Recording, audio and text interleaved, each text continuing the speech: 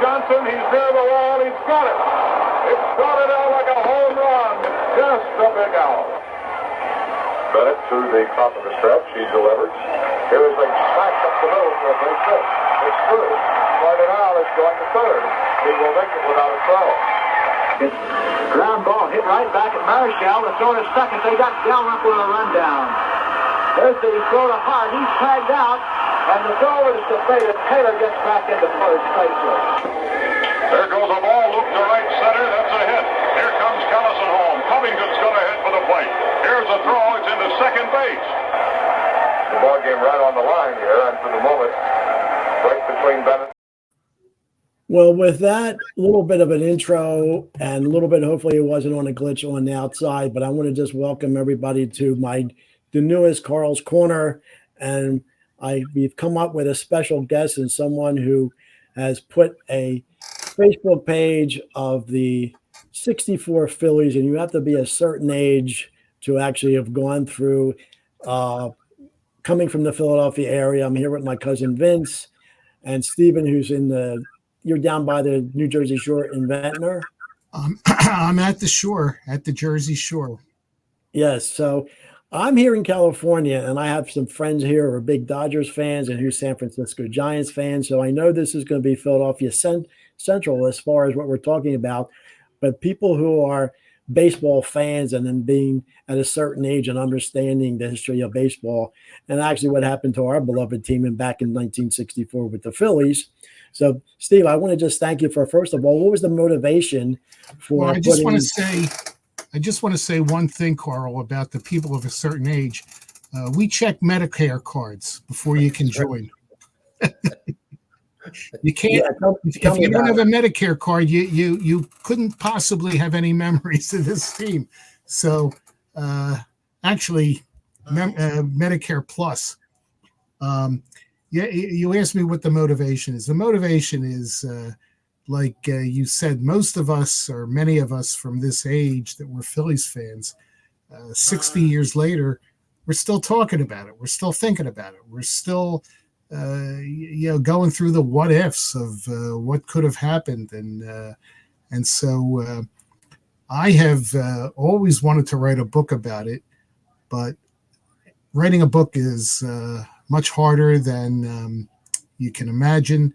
And I spent a lot of time, about 15, 20 years ago, I interviewed a bunch of players and a bunch of people whose names are well known, but I never got anything on paper. So I kind of shifted gears and thought, well, maybe a book about Gene Mauch. And I did the same thing. I've talked to a lot of people, and it never happened either. So I said, well, let's, you see this topic come up on Facebook a lot in various groups, the old-time Phillies, old-time Philadelphians, growing up in the 60s, that kind of thing. So I said, you know what, why don't we have a group devoted just to the 64 Phillies fans? And so here we are. It's only, I think I started it around New Year's, and it didn't really take off. It seems to have started to take off lately, because I think according to that, what are we up to? 696. So we're getting there. I mean, last week, I think I posted something, we were at 450. So here we picked up about close to 250 in a little more than a week. So we're getting there. And it's interesting. And, people can talk about anything that they want to talk about, any memories that they have, any players that they have. Some guy today put up was really neat, I thought. Was a picture of him getting an autograph from Clay Dalrymple. I mean, how cool was that?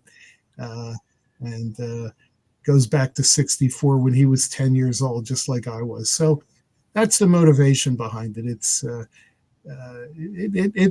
just neat. It's just a neat thing. So once I saw this Facebook page, I immediately was part of it. And I find through my cousin, he was also part of this, but then you two guys actually knew each other back in the day, correct? We were paper boys. And we pulled in the same league. What's that, Vince? We bowled on the same junior bowling team. We bowled together. We were paper boys, and we used to, being a paper boy back in those days was really great because, I got to know and become very close to a guy like Vince. He and I, we didn't have much in common other than being paper boys, but we got very close. And then it turns out that we had a lot of friends in common. And we actually, he saw a comment of mine. I don't know on what kind of group it was. He saw a comment of mine and he reached out to me and said, were you a paper boy back in the day? And I said, yeah, you got me, guilty. And then you're also a Sunday branch captain. I was Sunday branch. Yeah, listen, I don't want to brag, but it was a great time. We used to go bowling. We would deliver the papers early Sunday morning, and then we'd go up and bowl. I think it was from 9 to 12. We could bowl like unlimited for maybe $1. We go out to breakfast. Toddle House with a guy named Chuck who he used to smoke. He was the only guy who used to smoke and used to get a cup of coffee and leave a 10-cent tip.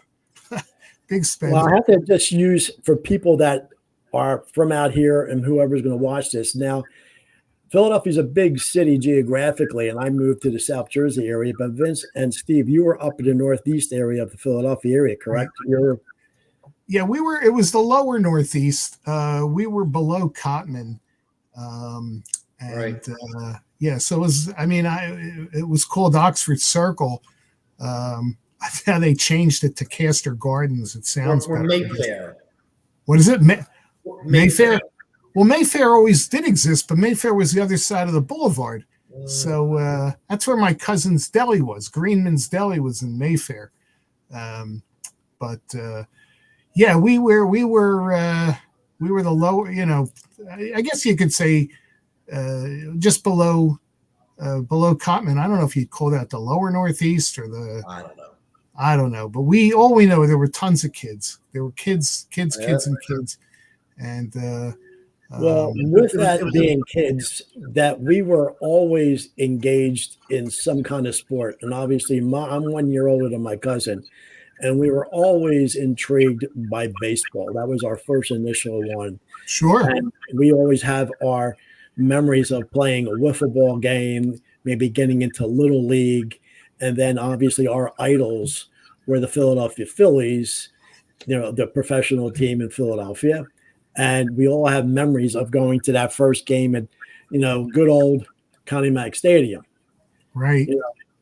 What I know, I'm sure you have the same memories the first time walking in. I know mine was July of '62, no TV that was in color, seeing the green grass, seeing the red uniforms, and I'm assuming you have the same feeling. Absolutely. My first game was in '63. I went with a group from Max Meyer's Playground. Oh God. And my father had to work 2 jobs to support the family, and he wasn't a real big baseball fan, so he wasn't exactly taking us to games. So when I saw that to go to a game, I said, "Oh, I'm going." They played the Giants, and I remember Willie Mays made a great play on Ruben Amaro. That's about all I remember from that game. But seeing the green grass and the smell of the French fries, the grease smell, and the hot dogs, and the beer, and it was. We did not really realize until obviously we got to a certain age when they built the vet, and now Citizens Bank Park back in Philadelphia, that we were part of amazing history, and we're here for your page, which is the '64 Phillies, and we know they had a miraculous year. They didn't end well, but it's 60 years that we're going to commemorate that season. And I think, Steve and Vince, that once people see this initial podcast, maybe it'll get interest. And I know, Steve, you said there'd be people that maybe want to be a part of this. If we could go live, interview some people. Maybe some of the players are still with us. So you think that I think this will have legs to it. Yeah, well, we've got some people. Johnny Callison's granddaughter, Julie, had been, I'd seen her make posts in various groups where her, as she calls him, her pop's name came up. And so I saw something and I invited her. I said, Julie, we'd love to have you in this. And she's been just a very prolific poster. We also have the son of Chris Short.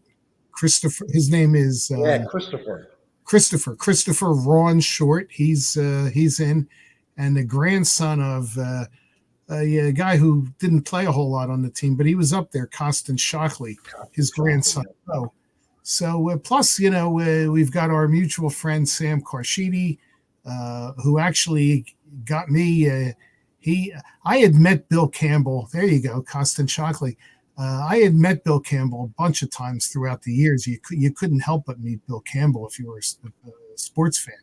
But Sam was the guy that really introduced me to him and allowed me to get to know Bill a little bit. So Bill's daughter is a member of their group, Christine. So we've got we also have Frank Fitzpatrick, another excellent writer from the Inquirer.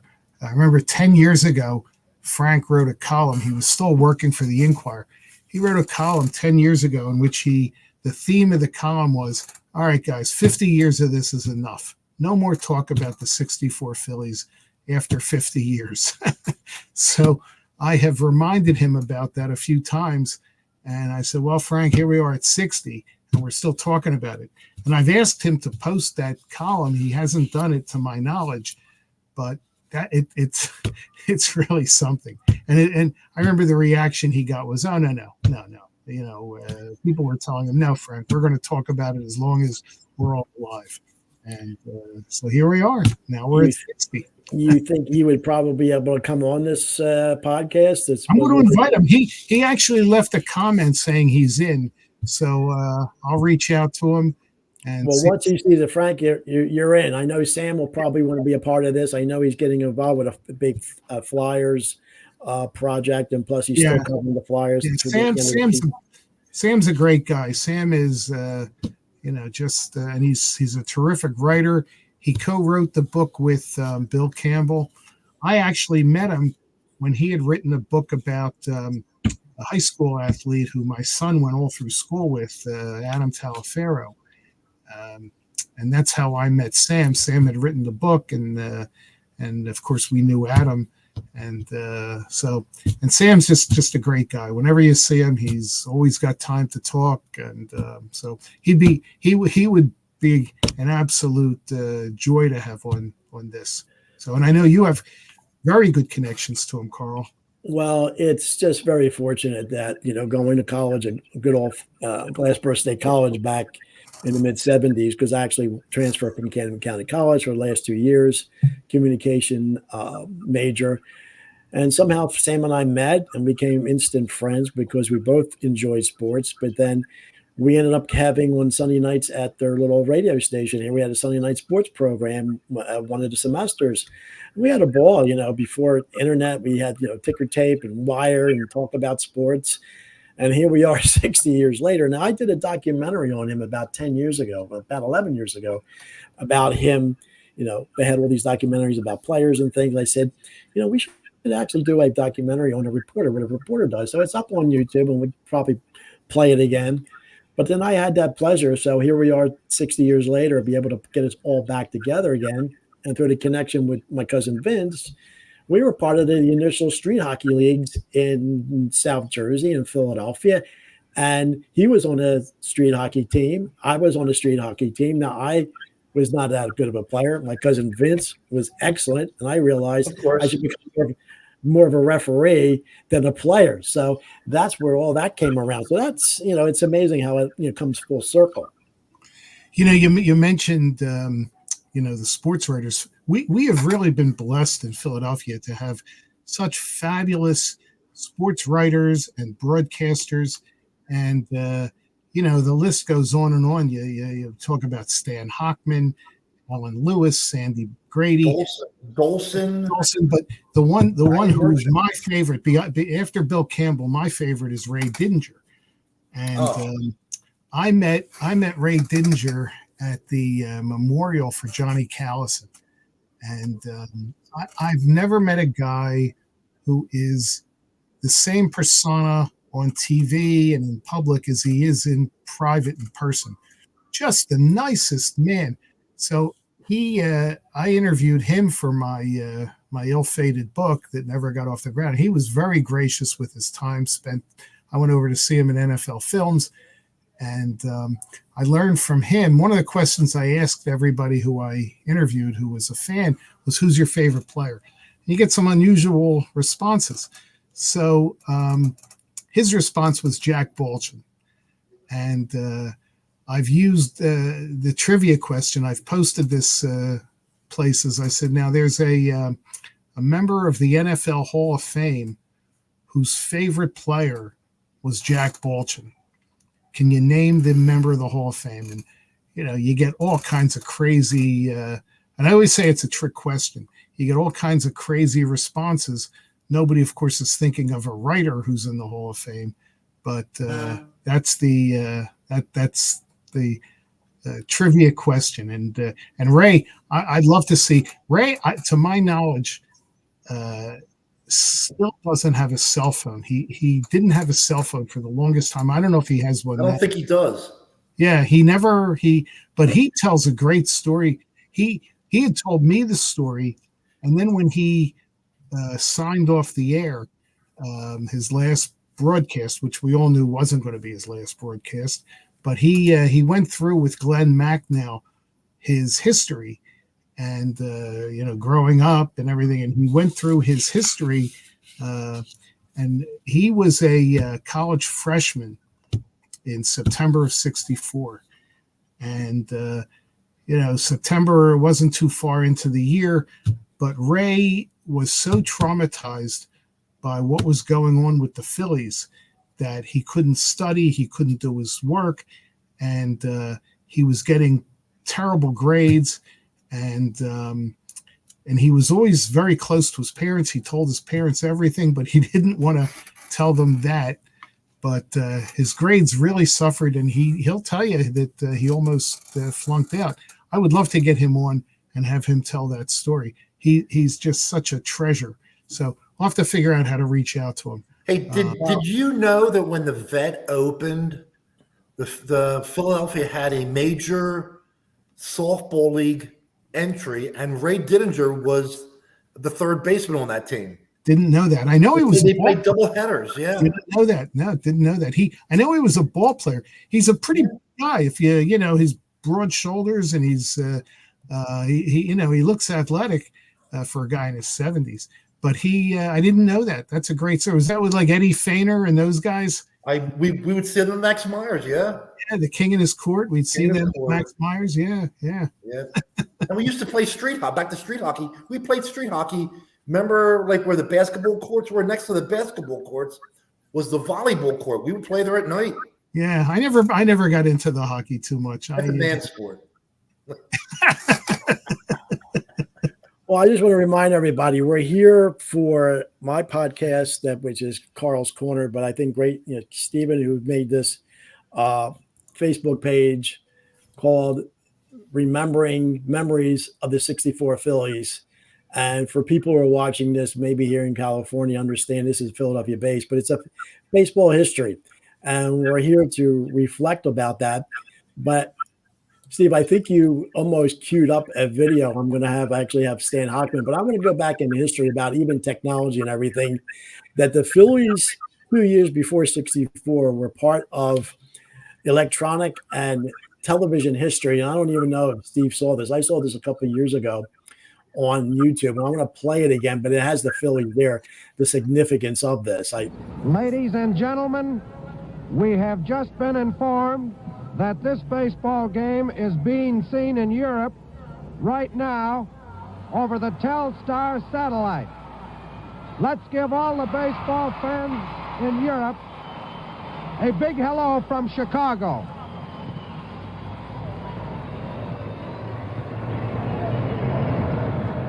score in the ball game. This point, the Phillies, no runs, 1 hit, no errors. The Cubs, no runs, 2 hits, no errors. Well, we realize that all of this doesn't make much sense to you folks in Europe, but if we hadn't shown you a bit of our national game on this first transatlantic show, we'd never have heard the end of it. As a matter of fact, right now, our colleagues who are doing the translating are going crazy trying to say runs, hits, and errors in Swedish and Italian. In any case, here it is, a brief glimpse of American baseball played in the biggest arena in the world, all the way from Wrigley Field in Chicago to the Coliseum in Rome. Steve, you notice who that was, that left-handed hitter? It was Johnny. Right? That was Johnny, yeah. You almost want to cry when you see that. I mean, it's unbelievable. Yeah. Hopefully it played, because on my end, for some reason, it looked like a glitch. So it played straight through without any glitch? Yeah. Tony Taylor first bat, and then Callison. Yeah. So if you understand technology today with all the satellites and everything, in 1962 was the first communication satellite, Telstar, that was put up there. And that was the first test for intercontinental live satellite broadcast to Europe. And they used, because the Cubs were playing in the afternoon game, and they picked that up, and the Phillies were playing there. And that's historic in that regard. How I would think that's kind of interesting, because it's pretty wild. Yeah. Did you ever see that? I never saw that. No, I never did. Yeah, just one facet of the technology we've seen in our lifetimes. Yeah. Well, yeah. So I'm going to do one other thing here. I think I have it queued up. It's because I think there's a couple videos on here that actually, rather than talk about it, actually show a little bit about the history.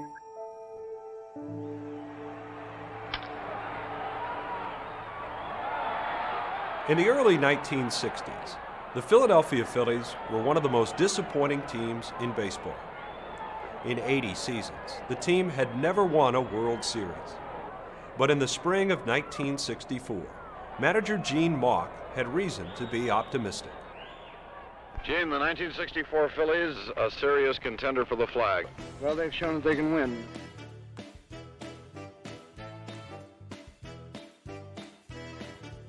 His team featured an explosive lineup, led by fan favorite slugger Johnny Callison, fleet-footed Tony Taylor, and Richard Anthony Allen, a rookie from the coal fields of western Pennsylvania, whose soaring home runs lifted the Phillies to 10 wins in their first 12 games.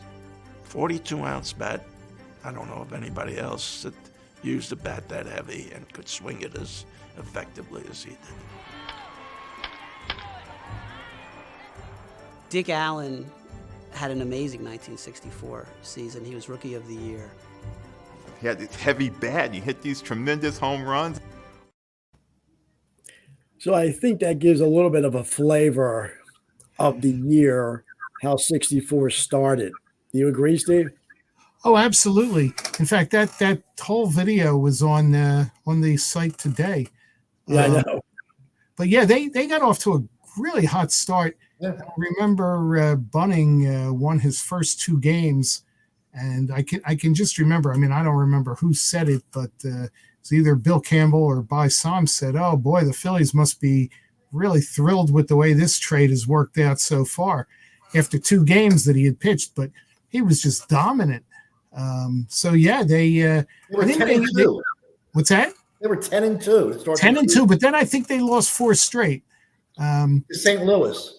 They had a hard time with the Cardinals that year. They did. Yeah. It was the only team they really had a hard time with right up to the end, unfortunately.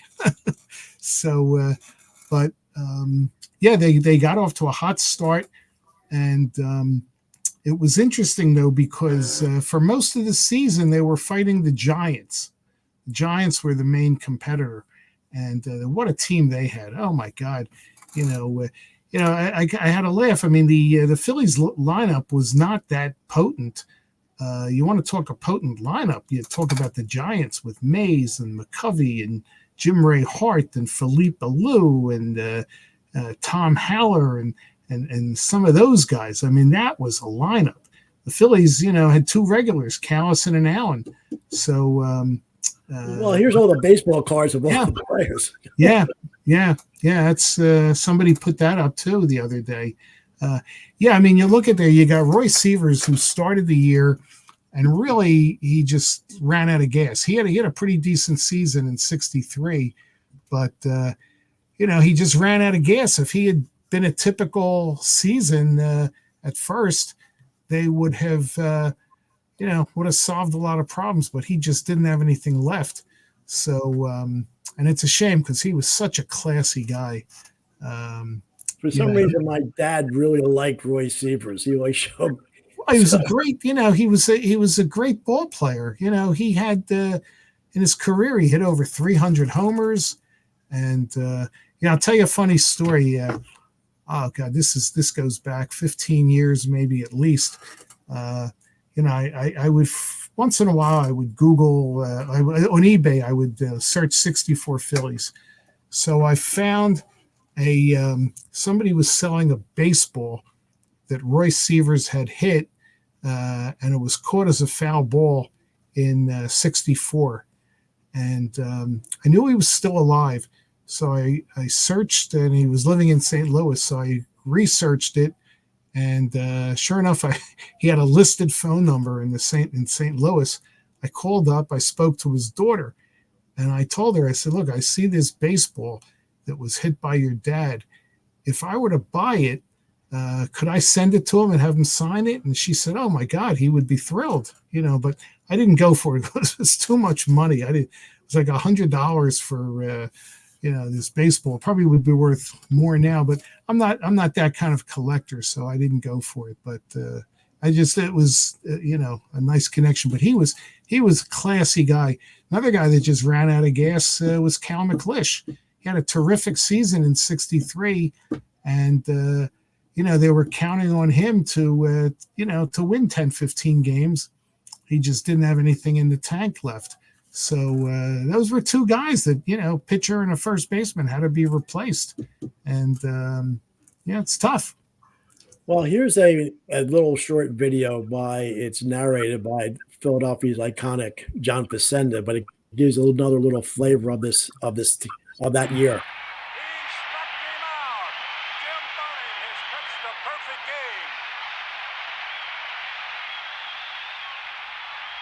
In the summer of '64, everything seemed perfect for the Phillies. For more than 4 months, first place belonged to Gene Mock's men, and their relentless drive to the pennant was led by a 22-year-old rookie whom they called Richie Allen, the best young player to come into the National League in years.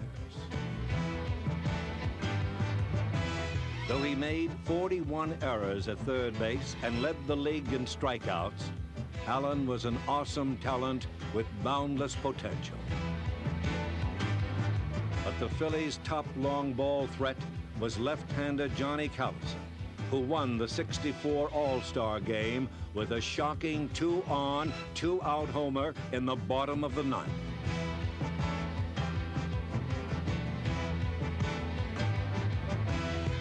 It seemed there was simply no denying this team. With just a dozen games to play, the Phils held a cozy 6.5-game lead, and the champagne was on ice. Glad to stop it right there. Yeah. Yeah, we all know that happened, but it's the way that season is, and the gods of baseball, but it's just a matter of it was a magical season, and we're actually going to celebrate the season and not the way it ended, but for Steve, for you to actually have the memories of that, and it's just like the printed. I wonder how much value of the tickets that were printed for the World Series, even though they were never used. I'm sure there's some value to them. Well, yeah, it's one of those things that, for me, it's more of a personal thing. I wanted to get a set of those for years, and the timing, I just never could find it. I remember once I was at a show and a guy had one of them and he wanted like $50-$60 for it. And I said, nah, it's too much money for one. And the set that I bought, I think I paid around $100 for the four. They were in mint condition. The guy that had them under the glass in his desk. And, and the guy that was selling them really didn't even appreciate what it was. But I remember when I took it to be framed, the guy that framed it said to me, he says, "Boy, I can tell this means a lot to you." So I said, "It sure does." But at the Callison Memorial, I forget who said it. One of the players said that we all focus on the 10-game losing streak, and what we should do is focus on the first 150 games. How magical they were, and how everything went right. And let's try not to think about that 10 games. And that's what I've tried to do since then. Johnny died in, I think, 2006. And so that's, we're coming up on like almost 20 years. So for the last 20 years, I've tried to focus on that and not so much on the 10 games, although I can tell you every game. I can't tell you the scores. But I remember every single game in that 10-game streak. Well, what's so cool about that video, Carl? You have, like, I was watching the Richie Allen at bat, and I'm going, "Oh, there's that ball. That ball's hit to left field. That's Crosley Field." What was Crosley Field famous for? That terrace. Yeah, the terrace. The ballparks had idiosyncrasies. Yeah. Yankee Stadium, whatever, 457 to left center field. Just those ballparks. Yeah, the dimensions and the unique character and the scoreboard at Connie Mack. Yeah, it's just great. I mean, I've met some people over the years. There you go. Let's see who's. It's Bob Gibson against Richie Allen and Tim McCarver's catching. And who's not playing is number 6 isn't in the lineup there. Oh God, yeah. Yeah. I just wonder, is that from 64? Well, I'm not sure what the year is, but it's really a historic picture with Gibson and McCarver there. Yeah, well, Richie's playing left because I see 15 in left field. 10 was Bill White. First. So it's probably in the 60s. Hollis, Amaro, Dalrymple, and who's 20? I don't know. Herrenstein? 11 is Dalrymple, yep, and 25 is Tony Gonzalez. Yeah. 12, I think, was Johnny Briggs. Yeah, Johnny Briggs. I think he wore 10, but then when Bill White came, they gave him they gave Bill White 10. That was his number. And Cookie Rojas, second base, and then Tony Taylor at the top of the order. Yep. Is that 16? Yeah, Tony. Yeah, it'd be Cookie Rojas. Yeah. Now, I did not realize until my cousin Vince mentioned this to me about a year ago about the wall. I always thought it was gray all the way. But on the center field section of it, it's black. I never noticed that, and Vince did notice that. Yeah, I it's something. I don't think I noticed it either.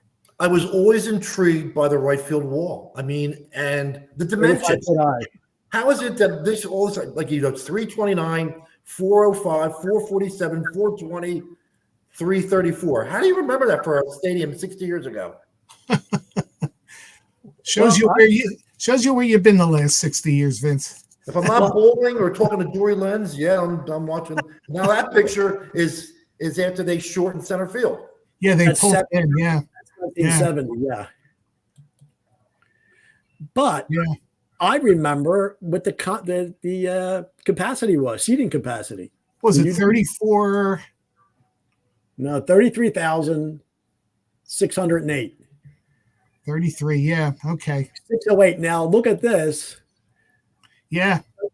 So that was a lot of standing room. They got some splaining to do. But they're allowed to. So they got 4,000 standing room in that place. But that first game, the first game of the losing streak, the Chico Ruiz game, they came back. They're up 6.5, and they had 21,000 people in the stands for that game. Now it might be, they used to start the games at 8:00. It was kind of late. Yeah. And we want to keep this on. Down. Take it down. For people who don't know, that's Chico Ruiz, who actually started. He stole home. That was the first game of the losing streak. Yeah. I said, the box score says there were 20,000 people, but I'll bet over the years more than 100,000 have said they were there. Yeah. Steve, you know this one because you read the Bill Campbell book, but you also listened to the audio thing. Yeah.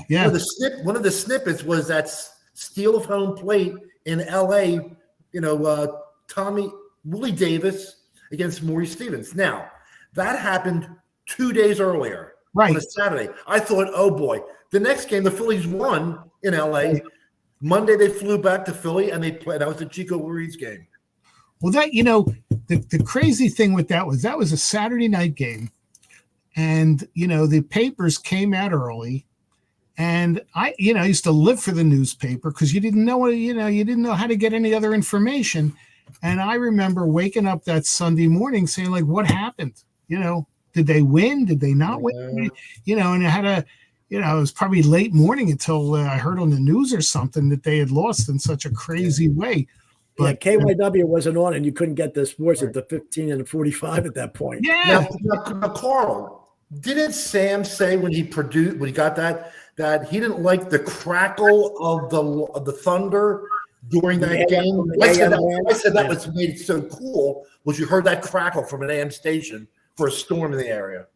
There, I think we have to actually bring up the flavor with that first video I played from the beginning, that the broadcasters that they had, that they for us, they were our gods. And, Bill Campbell, Richie Ashburn was only in his second year as the color commander. I think he retired, and by some, they painted the picture for us, even though we were at home. So that's where listening to a ball game, it's like nobody listens to a ball game on radio anymore. Oh, no. But those guys taught me more baseball, the things like, I'll never forget, you just don't seem to see it much anymore. Like, if you've got less than 2 outs in the ninth inning, and they bring the infield in and the outfield in. I remember just things like that. And they would always say, oh, it's a tough way to play baseball. Bill Campbell. And you remember after the games, they had something called Diamond Derby. Remember that? It was a contest. Yeah, they used to have a contest. And, if you got, they would ask you a question. And if you answered the question right, you won something. So I was on. I was on. I remember I had Hebrew school. They said they're going to call me, between 5:30 and 6, something like that. So I had to leave Hebrew school early, get home, and nobody could touch the phone. I'm waiting for the phone call. Luckily, I got a question that I could answer, and I'll never forget. They asked. Question had to do with Ty Cobb, who had the highest lifetime batting average ever. And I had gotten a book. Somebody had given me a book about baseball statistics, and I studied that book. Man, if I had studied my schoolwork as much as I studied that book, so I knew Ty Cobb was the all-time leading. So I win I successfully win it, and I won a Lufthansa bag. That sounds like something you would have, Vince. A Lufthansa bag. It's like this little bag, it's like a little travel bag. What a waste of time, They would give out other things. They'd give out tickets to games or different stuff. I get this little, crappy bag. Oh, when we talked about the announcers. I think I mentioned this to Bill Campbell when we met him at the book sign. I said, Bill, I remember one time there was a fly ball to left field, and Ted Savage goes back to the wall, and Bill Campbell says he catches like he's nailed to the cross. And what am I picturing? I'm picturing he's like this. I mean, that was the wonderful. Use your imagination because you're listening to it. You're not looking at it. I always remember him saying Frank Robinson was great with Cincinnati. He hit one over the Coca-Cola sign, and he said Frank Robinson just hit a transcontinental blast. Wow. But that's another thing. You can't say Bill Campbell when he would say over the beverage sign, They weren't a sponsor, Coca-Cola, so we had to say hit it over the beverage sign. Just amazing, these little things. Oh, I didn't know that. I don't remember that. Yeah. That's listen he was a to your great Sam CD and hear it. Yeah, he was a great announcer. He was just great. Absolutely. And a nice man too when you get to meet him. But I used to go see him at remotes. He would do these remote shows. He would be at a car dealership, or he'd be somewhere, and go see him and talk to him. And I remember taking my kids, and my kids were bored, like, who is this old guy? Because by then, he was an old guy. Just loved hearing him. Loved talking baseball with him. It was a great time. We had great announcers, and because they weren't on TV. Yeah, right. So in the radio, they really had to describe what was going on. And Campbell did Phillies. He did the Eagles. I'm listening to that replay and some of the stuff, and his diction is so incredible. I mean, he wouldn't say standing; he'd say standing, jammed. Yeah. I mean, he just said you have that good diction, a great vocabulary, and he had it. Oh yeah. He was a pro. He was such a pro. I mean, you're right. The way he took such pride in the job that he did. This goes way back. He actually did the Eagles 1960 championship game at Franklin Field. And he did Will Chamberlain's 100 points in Hershey, Pennsylvania. Right. In Hershey, Pennsylvania. Yeah. And he got to do the Sixers, the 9 and 73ers. Oh God. Yeah.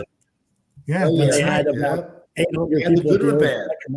So that's right. But just to get people again, I know we're in the 40-minute hour, but people who may be just watching this again, I'm here with my cousin Vince and a special guest Steve, who actually created this Facebook page, which is actually taking off for sports enthusiasts back in Philadelphia, like myself, a page for on Facebook, members of the 64 Phillies. And we're just going out and kind of reminiscing and showing some pictures and some videos of back the day. And I actually forgot to actually put my ticker on, and hopefully in subsequent podcasts, we might be able to go live and have some other guests come on and maybe make some comments and actually have this grow. Because Steve, we're in the 42. What do you think about, we're not one and done. We're going to do maybe a week, maybe every bi-weekly, do another one, have a guest on, maybe eventually we could go live. So that's what we're looking at. Hopefully you agree to that.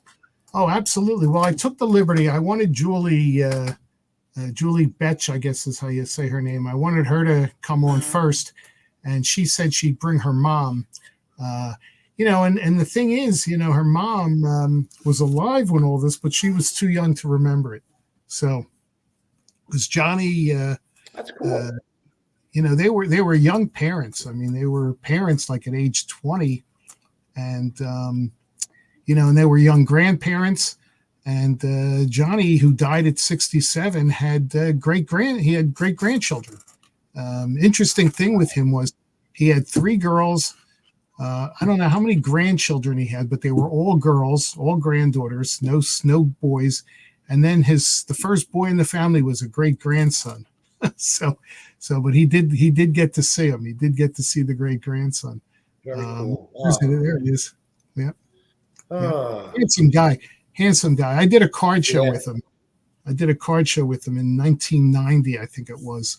And I mean, can you imagine? I mean, the guy was my hero. I'm sitting there with him for 2 hours as he's signing. I mean, it doesn't get any better than that.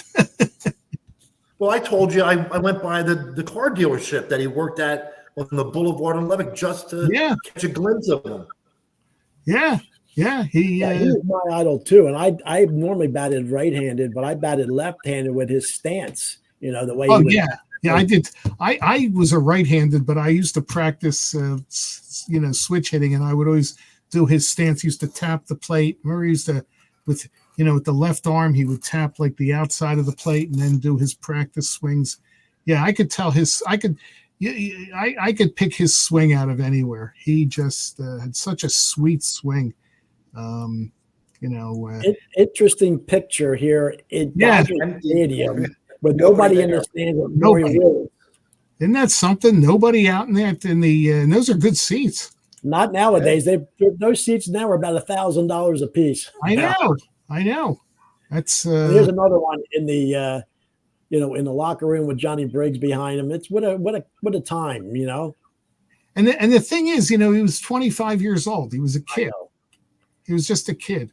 And he didn't start off as a Philly. He was a White Sox. Yeah. He started but leave it to John Quinn. He knew what he was doing. There we go. Oh. Good Lord. You and John Quinn. It gives me a hard time. I mean, the guy built that team. I will admit, after they got so close, he started trading away the players. But man, he built that team. He didn't make one mistake. All the guys he picked up from other teams. He picked up Callison, Gonzalez, Tony Taylor, Cookie Rowe. I'll give him the Carlton trade too. Who? The Carlton trade. Oh, the Carlton trade. That was his last one. Yeah. Yeah. Yeah, that's why he's on the Wall of Fame now. That's John people, it's different times. The guy treated it like it was his own money, like he'd get a bonus if he kept the payroll under a certain. I believe he did. I'm sure those guys back in the day did, or so much, a ticket being sold. Yeah. Do you remember when a guy threw a no-hitter, they'd give him a $1,000 bonus? Yeah. The catcher got 500. Yeah, it's just different times. I mean, like all those guys. One of the things, Julie posted a picture of Johnny with a loaf of bread. He did a bread salesman in the off season. Was it Freihofer or Bond? What's that? Was it Freihofer or Bond bread? Oh God, I don't remember. We'd have to take a look. Freihofer. Yeah, maybe. Now, you just mentioned about a bonus for pitching a no hitter, but do you think this guy, now this one, because it was in Connie Mack and was one of Hall of Famers, you think he got a bonus for this? Yeah. Boy, I remember going into school the day after that, and there was a kid in my class. I don't know if you knew him, Vince Stu Noble. Did you know him? I knew the name. Yeah, he was like the star. He was like the star of our class. One of them. We had a lot of terrific kids in that class. I remember coming in the next day, and Stu Noble says, "Oh, I was at the game last night." I'm like, "Oh my God, I can't imagine being at that game." Then there's another guy in our group who I went to high school with. His first game was seeing Koufax. He went to the game, saw the Koufax no-hitter, and then his family happened to be in New York on Father's Day, and he saw Bunning's perfect game. So what are the odds of that? 2 games, no-hitter by Koufax and a perfect game by Bunning. I mean, unbelievable. Whereas Bill was, can you believe that? You're looking at, we talk about Carlton and Koufax, and Willie Stargell will use the same line to describe, but he says trying to hit them is like trying to drink coffee with a fork. And they wrote a book about that. Great book. Yeah. Great book. And you mentioned Carlton. Carlton never had a no-hitter. Never had so many. He had a one-hitter. He had against the Giants at 72. He gave a leadoff out in San Francisco. Gave a leadoff single, and then he retired 27 in a row. Yeah, but he never one of these. So many great pitchers that never had a no-hitter, and he was. I don't think Robin Roberts had one either. He had 2 19 strikeout games, and he lost both games, and they were both to the Mets. Yeah, unbelievable. That's why we love baseball. I actually had this yearbook. But if you look at the left side, you still there, Steve? Yeah, I'm getting something here. I'm pulling out. Okay. I got a box under my desk, and I got a lot of stuff here. And wait. Hey, Steve, I noticed behind on your wall is that picture of Connie Mack Stadium, correct? It sure is. It sure is. I've got the same thing. Remember when you were a kid and you're Catholic, you had the picture of John F. Kennedy? That's what you had for a Phillies fan. That picture. Well, how many houses did we go into as paper boys where we saw that? Well, what I'm showing the Phillies yearbook in 1964, And this was actually, they had a second edition after the perfect game of bunting, and they had that Yeah. little asterisk, and I actually printed 1 or 2 pages on the inside about the perfect game. And I wish I still had this somehow. But when I saw this with memorabilia, I remember that 64, because it's an interesting with the red, like the maroon behind there, and just the faces of the players there. So Here I've got this. You can see that.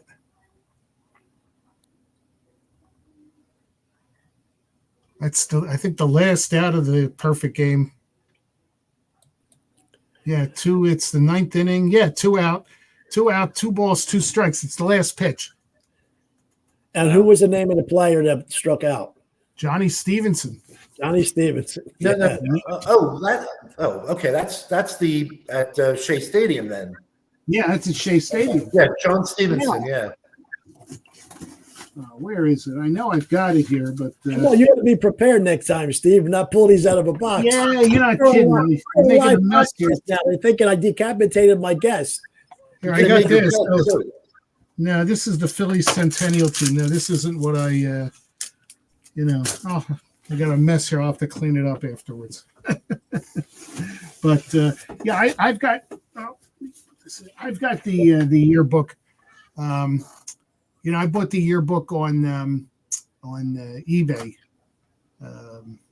but I've got a bunch of stuff. One of the things I do is I like to collect signed books, and in fact, tomorrow night I'm going to go see retired Justice Stephen Breyer. But I've got for my 40th birthday. Let me walk away for a second here. Well, yeah, that's live. That's live podcasting when I just get up and walk away. Yeah, that's what's. I don't think you can see this very well. Callison. It's a signed bat. My friends got me this for my 40th birthday. That was last year, right? A couple of years. 4 years ago. 4 years ago. You happen to know what that might be valued at? I haven't seen it. Like I said, I'm not a big memorabilia guy. There's just so much stuff out there, and I just so I don't know what it's worth. It's unfortunately, it's done in marker. And you can still see he signed it, but it's starting to fade a little bit. It's clearly him. But I have no idea what it's worth. Probably a couple $100, maybe more. I don't know. Cool. My kids will have to deal with it. Yeah. Well, it's amazing that we are that last group that understands. I say, look, I use football in an analogy. I'm one of the people that has watched every Super Bowl in its entirety and go back to, actually, I do remember 1960 when Bill Mazeroski, hit the home run because we had neighbors. I don't have any memories of that. Because we had neighbors from Pittsburgh 2 doors away, and we were actually at their home during the 7th game that day, and that's why I remember it. Really? And they were all going, and I was 7 years old. Yeah, they were next to the Pivas, but and I remember the '62 World Series when McCovey hit the line drive to Richardson, and the Yankees still won. So hey, Carl, I remember the Bing Crosby story about the kinescope for the Pittsburgh World Series. Remember? Yeah, there was never video of it, but Bing Crosby had somebody record off the TV, and that's what they discovered 20 years ago. And I remember Bob Costas had people from the Pirates and from the Yankees, and they rebroadcast it. Fascinating. Just a great quality. Mazeroski was still living. He was there. Yeah, he's still alive. I remember watching that. Well, that's how crazy technology was. Instant replay didn't come through until 65, 66. So they actually had to have kinescope was actually a 16 millimeter motion picture camera that was mounted on top next to a TV screen and was able to capture it on film. Now look at the technology. to Yeah, us was really. antiquated back then to what it is now. I'm on the other coast talking about, this podcast, miraculous the way it's working. So, well, Steve, we've covered some. A We didn't little cover bit. everything. A taste. And right, just a taste. And actually, I would love to see what kind of reaction we get. Now, I'm going to have to say once we end this recording, just to stay on, so it could Yeah. all download, so we could get it, for broadcast. But I think, tell me your thoughts. What do you think that what would you like to cover the next couple ones? Well, Vince had suggested, we try to do the season in order, and I like that idea. But it's so hard to focus on games that we don't remember. I mean, like I said, I remember the early games. I remember Bunning and just being so excited how well he pitched. But I think, if we can keep it somewhat in an order, I guess it depends on who our guests are. If, you bring in, you bring somebody, they're going to want to talk about their experiences. But let me reach out. I think, like I said, I did it only because I don't know, took a kind of liking to her. She seems like a nice young lady, Johnny's granddaughter, and get her and her mom on and, talk about Johnny, the guy. Now, I know Richie Allen's son is around. Who would be great, but he's not. I haven't seen him in a while. Mark Carfagno. He's the guy that started the Dick Allen Belongs in the Hall of Fame group. Oh. I haven't seen him around. I don't know whether he's not well, but he, that's his baby.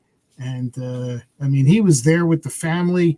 So I don't know if he's, I don't know what the story is. There are people that are close to him, but he'd be an interesting guy. And he certainly has connections to the family. So maybe we get a Dick Allen Jr. on.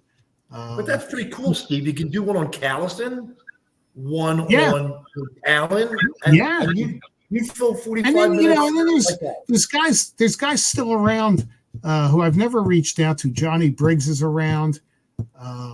Back in the day. Back in the day, I on your site to get a live player.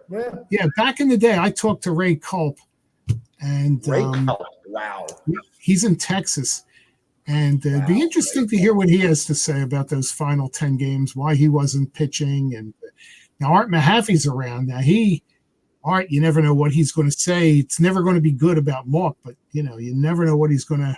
He's got. It's a shame for him because he had two really bad outings. And then his next outing was the Chico Ruiz game. So he pitched a good game there. But it's a great game. And he pitched a really good game in against the Braves that Saturday, left with the lead. And, the oldest guy he's still around is Bobby Shantz, but I don't know if he would. What's he, 100? Right? He was old. He's in his late 90s. He's up. He was old when he was pitching. He was like, he must be like 98. I saw him about 2 years ago at an event, and he still looks the same. He's got the toupee. Nice man. He's very short, right? Really he's short. Real short. He's real short. Yeah, he is tiny. So wasn't he? Yeah, he was 5'4". I'm sorry, what, Carl? Wasn't he 5'4", 5'5"? I think he might be a little taller than that, but he's short. He is he's little. He's little. So well, we didn't play it tonight, but I know you talked about Mark and his. Actually, there was a video that I have queued up that Stan Hochman, which one of iconic writers, has there on there talking about Gene Mark, and obviously we could talk about that subsequent ones. Yeah, but Steve, I'll say you have. We'll have this playing on all of the pages, all the platforms, my YouTube page, Facebook, and I'll be able to put the link onto the page. Oh, that'd be great. Yes. And then actually I put you down as an administrator on here. So I'll show you in subsequent times that you could actually put in there as a destination for it to go on there when we go live.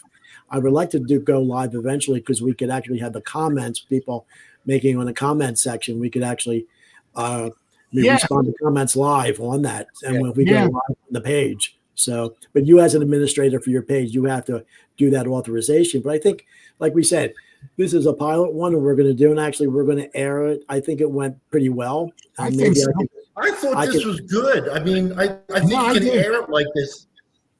No, this was good. I enjoyed it. I think we covered a lot of ground, a lot of reminiscing. But, when we get guests, probably have to, get some specific questions about things. But we'll play it by ear. It'll be good. Yeah, I'll produce and direct it even from afar. Like you see that if you have them on here and you want to ask them and actually interview them, I can just step back into we call it the green room here in Technology Land, and you could have the floor. So it's this medium has its amazing possibilities and everything on here, but we want to get the word out. So once for our audience who's watching this, and if you like this, we're going to, if you could make a comment, subscribe to the channels, mention something to Steve, and actually Vince. Vince is my cousin. He's my brother from another mother, but it's amazing how you and Steve knew each other back in the day for a job that no longer exists.